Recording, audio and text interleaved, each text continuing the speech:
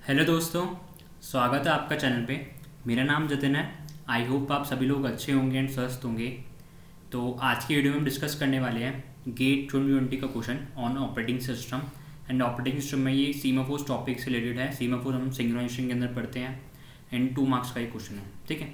And जितने भी synchronisation related question है आप उसमें कोशिश कीजिए कि जो ऑप्शन हमें दिए हैं उनको एलिमिनेट करके हम अपने करेक्ट आंसर तक पहुँच पाएँ, ठीक है। So try to eliminate the options. जितने ज़्यादा आप ऑप्शंस को डिस्प्रूव करेंगे तो आपके करेक्ट आंसर तक पहुंचने की जो पॉसिबिलिटी है वो इंक्रीज हो जाएगी, ठीक है। Try to eliminate the options.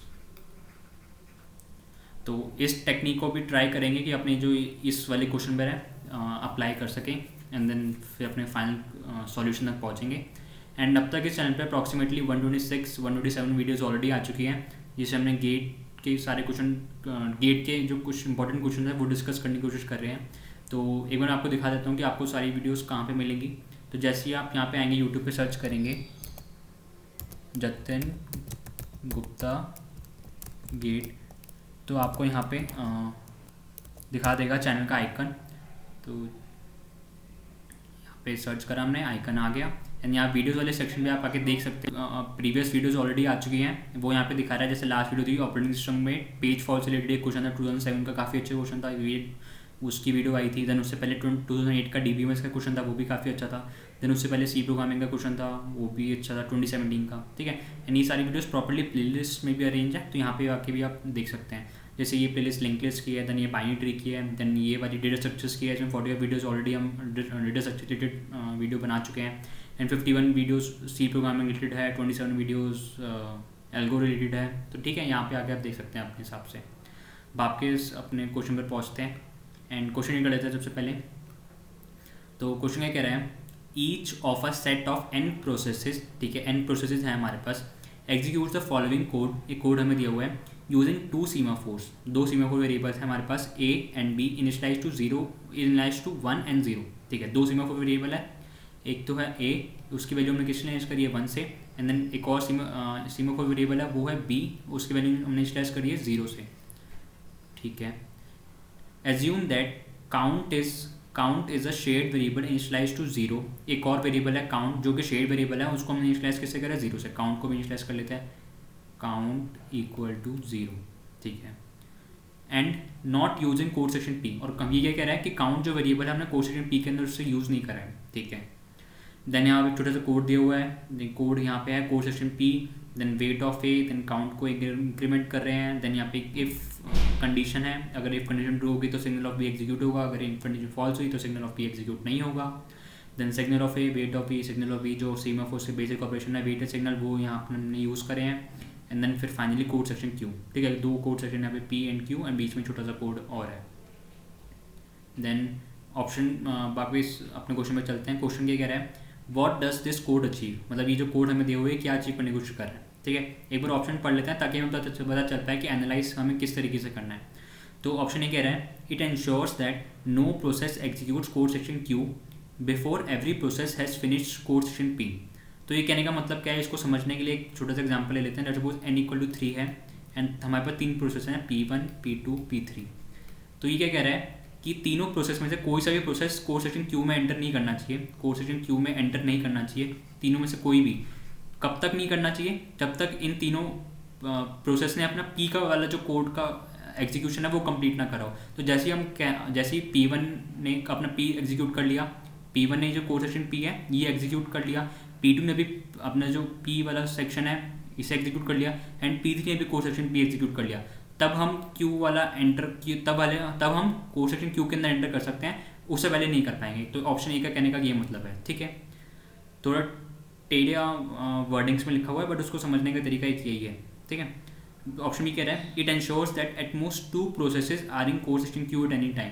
तो ये कह रहा है, ऑप्शन बी कह रहा है कि कोड सेक्शन क्यू में एट मैक्सिमम 2 प्रोसेस ही रह सकते हैं एट पर्टिकुलर स्पेसिफिक टाइम पे, ठीक है। देखते हैं। सी ऑप्शन कह रहा है, it ensures that all processes execute code section P mutually exclusively. तो ये सी ऑप्शन कह रहा है कि जो कोड सेक्शन पी है तो एक प्रोसेस ही मतलब म्यूचुअली एक्सक्लूसिव एक तरीके से ये वाला जो शेड है एक तरीके से, ठीक है। एंड डी ऑप्शन कह रहा है, it ensures that at most n-1 process are in code section P at any time. तो ये एक तरीके से दोनों ऑप्शन कॉन्ट्रडिक्ट कर रहे हैं एक दूसरे को, कि ऑप्शन सी कह रहा है कि एट मैक्सिमम एक प्रोसेस ही कोड सेक्शन पी को एक्सेस कर सकता है, एंड ऑप्शन डी कह रहा है it ensures that at most n-1 process are in code section P at any time. तो ये कह रहा है कि n-1 प्रोसेस एक साथ हो सकते हैं, एंड सी ऑप्शन कह रहा है कि एक प्रोसेस ही हो सकता है। तो दोनों एक दूसरे कॉन्ट्रडिक्ट करना, तो दोनों में से ऑब्वियसली एक तो गलत होगा ही होगा, ठीक है। तो चलिए एक एग्जाम्पल लेते हैं एंड फिर देखते हैं कि कौन सा ऑप्शन मैच करेगा।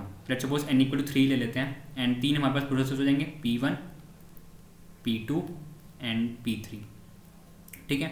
तो जैसे सपोज P1 को पहले चला लेते हैं, n की वैल्यू यहाँ पे अलग से लिख लेते हैं, n=, यहाँ पे लिख लेते हैं n=3 हमारे पास, एंड P1 एग्जीक्यूट करेगा। सबसे पहले हमने मान लिया कि कोड सेक्शन P को उसने एग्जीक्यूट कर लिया, ठीक है।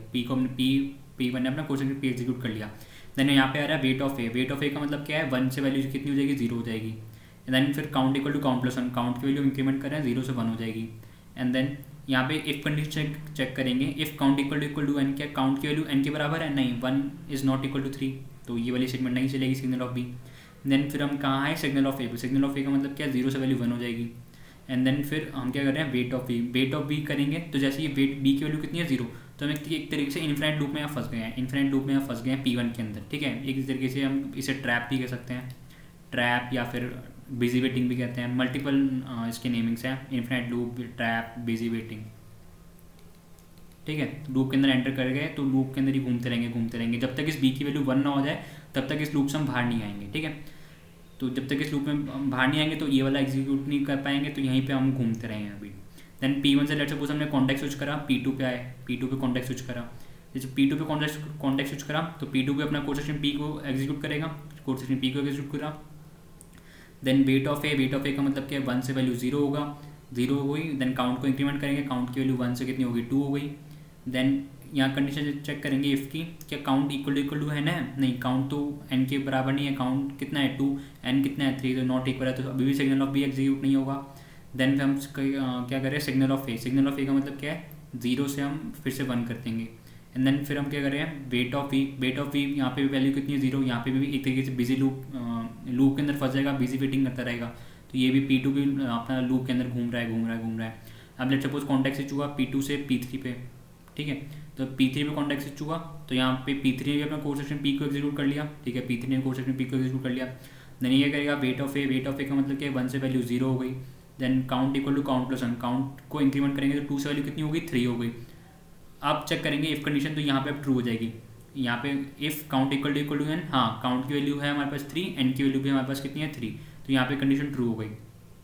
जैसे ही कंडीशन ट्रू हुई तो हम इस वाले जो सिग्नल ऑफ बी है इसे एग्जीक्यूट कर सकते हैं। तो यहाँ देख सकते हैं पहली बार हमारा सिग्नल बी करने से क्या होगा, बी की वैल्यू 0 से तो कितनी हो जाएगी, 1 हो जाएगी।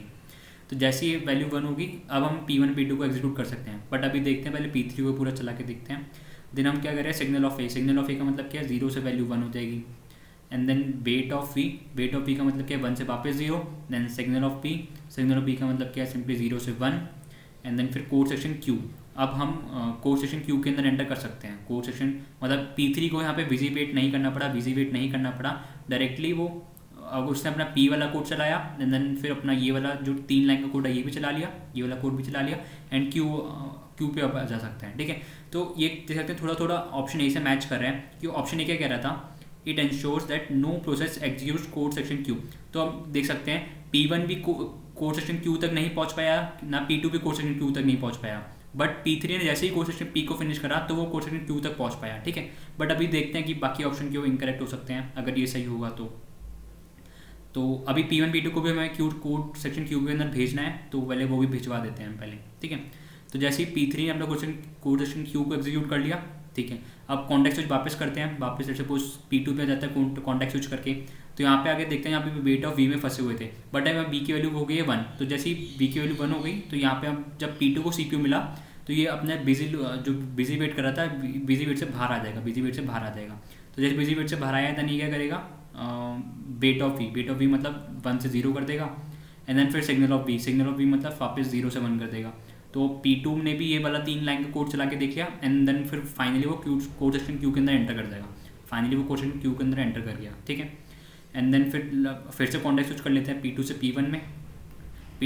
कॉन्टेक्स्ट स्विच करने का मतलब क्या है, P1 को CPU मिल गया। P1 को जैसे CPU मिल गया तो यहाँ पे वेट ऑफ वी में फंसा हुआ था, बट वो अब नहीं फंसेगा, वो बिजी लूप से बाहर आ जाएगा।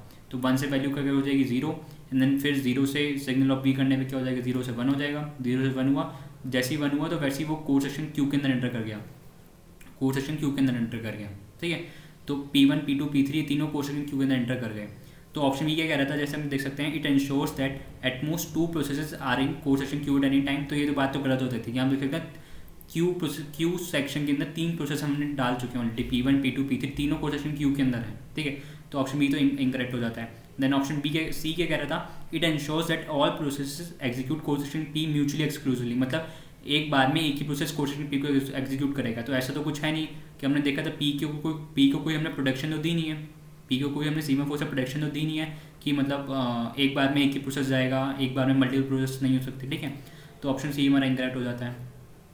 ऐसे ही ऑप्शन डी क्या कह रहा था, it ensures that at most n-1 process are in code section P at any time. नहीं, ये वाली बात भी गलत हो जाती है। एट मोस्ट तो n प्रोसेस भी हो सकते हैं। ठीक है, जितने भी मर्जी चाहे प्रोसेस आप पी से कोड सेक्शन के अंदर रख सकते हैं, तो ऐसे कोई लिमिट हमने सेट नहीं करी है। ठीक है, तो इससे मतलब जाते हैं ऑप्शन डी भी हमारा इनकरेक्ट हो जाता है। तो जैसे हमने देखा था, जैसे पहले भी बताया, try to limit the option, जितने आप ऑप्शन को लिमिट करेंगे उतना आप जल्दी अपने करेक्ट आंसर पर पहुंच पाएंगे। ठीक है, तो फाइनली हमने बी सी डी तीनों ऑप्शन गलत है, तो ऑब्वियसली ए ऑप्शन में करेक्ट हो जाता है। अब इस ए ऑप्शन को कैसे करेक्ट हुआ आप देख सकते हैं कि जैसे ही हमने P1 ने अपना पी सेक्शन कंप्लीट कर लिया था, ऐसे ही P2 ने भी अपना कोड सेक्शन पी कंप्लीट कर लिया था। बट ये दोनों P3, जब तक P3 नहीं आता तब तक ये क्यू के अंदर एंटर नहीं कर पाए थे, क्यू के अंदर एंटर नहीं कर पाए थे, मतलब वो बिजी लूप के अंदर फंसे हुए थे। P1 भी P2 भी दोनों बिजी लूप के अंदर फंसे हुए थे। बट जैसे ही P3 ने अपना P वाला कोड एग्जीक्यूट करा, और ये जैसे P3 ने अपना ये वाला कोड एग्जीक्यूट करा, तो ये वाला लाइन चल सकती है, सिग्नल ऑफ बी एग्जीक्यूट हो सकती है। ठीक है, तो ये एग्जीक्यूट होने का मतलब क्या है, अब कोई सा भी प्रोसेस एंटर कर सकता है, P1 भी एंटर कर सकता है क्यू के अंदर, P2 भी एंटर कर सकता है, P3 भी कर सकता है। तो एक तरीके से हमें वेट कर रहे थे कि जब तक सारे प्रोसेस P वाला जो कोड है इसे एग्जीक्यूट कर देंगे, तब भी हम तब भी कोई प्रोसेस क्यू के अंदर एंटर कर सकता है। ठीक है, तो अगर P3 प्रोसेस नहीं आया होता, P3 ने अगर इस वाला P कोड सेक्शन को एग्जीक्यूट नहीं करा होता, तो कोई P1 P2 कोई भी क्यू के अंदर नहीं जा सकता था। ठीक है, तो ये एक तरीके से इसका मतलब है। तो ये वाली जो लाइन है एक तरीके से प्रोटेक्शन दे रही है टू कोड सेक्शन, ये वाली इसके लिए, ए ऑप्शन के लिए। ठीक है, सो फाइनली हमने पूरा क्वेश्चन सॉल्व कर लिया, एंड हमारा करेक्ट आंसर क्या है ए। एंड अगर अभी भी आपको कोई डाउट हो, वीडियो को कमेंट सेक्शन में ज़रूर लिखिए। एंड अगर आपको वीडियो पसंद आई तो प्लीज़ वीडियो को लाइक कीजिए, चैनल को सब्सक्राइब कीजिए, ताकि मुझे मोटिवेशन मिले एंड आपको भी नोटिफिकेशन टाइम में मिलती रहे। ठीक है, तो चलिए फिर अब नेक्स्ट वीडियो मिलते हैं, तब तक के लिए बाय बाय।